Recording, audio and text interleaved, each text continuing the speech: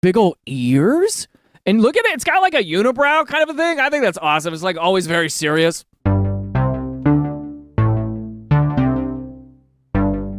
Oh, dear. Oh, dear. Oh, dear. Oh, dear. Oh, dear.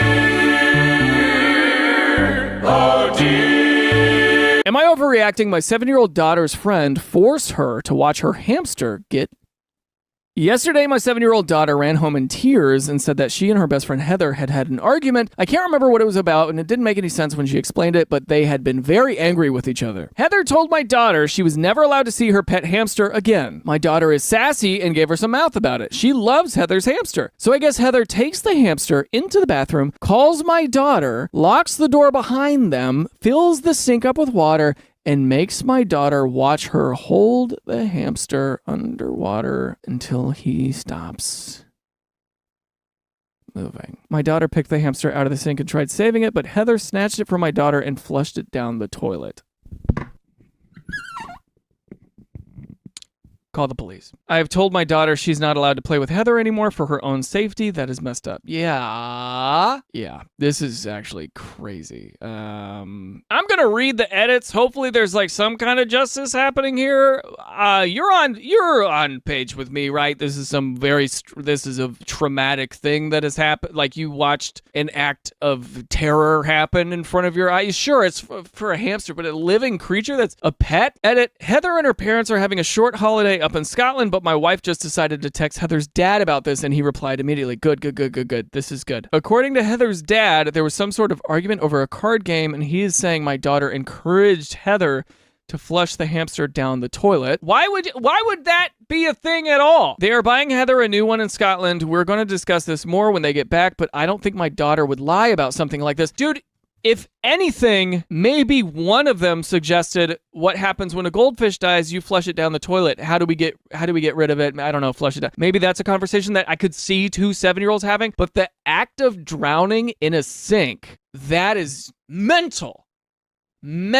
Edit 2, I phoned my sister, who's good friends with Heather's mom, and I told her about the situation. My sister says that Heather's parents are very worried about her, that she has some very irrational phobias, and as an infant was diagnosed as FTBB, failure to bond baby. Okay, so like little evidences of just like different, okay? Cruelty to animals and other children is very rare, but happens every so often. She loses control of her emotions, and it can lead to her to harm others and even herself. At 5, her aunt and infant niece came to visit, and it resulted in a tantrum where she tried knocking the niece to the ground. She meets every so often with a therapist and has some medicines she has to take. Yeah. What do you do if this is your kid? Your kid just gets insanely angry and does violence to animals and other children. What do you do? What do you do in that situation? Oh God, I want to run over to eye bleach so bad, dude, but I just... Edit 3, the family came back from Scotland this morning, and I had a meeting this evening with them, the parents and I. They were actually really sympathetic and did not end up buying a hamster. All the stores they went to around Inverness were sold out. Apparently, they went into one store, and she was so angry that there were no hamsters that she started hitting and shaking a gerbil cage. Yeah, why don't we get you another one? Huh? The parents have decided no more pets for her and stronger medication. Yes. Heather and my daughter genuinely really get on and care about each other, so we are going to part ways for a while and see how she does on the stronger doses before we deem it safe that they can play together again after maybe 6 months. Yeah. I think this incident was a wake-up call for her parents, thank God. If there is one more incident like this after 6 months, they will not ever play together again, and we all agreed on it. Yeah, I mean, that is the need of a professional. And I feel weird even knowing about, I wish I didn't know about this, you know? But it is interesting to know that that is something that can exist, as you can have a kid who's like extremely violent when he gets stressed out. You gotta be aware of psychiatrists that are out there to help you through this difficult period, because good God. I agree that kids got real problems and not the kind of problems you want to be around. That is so sick. Your poor child.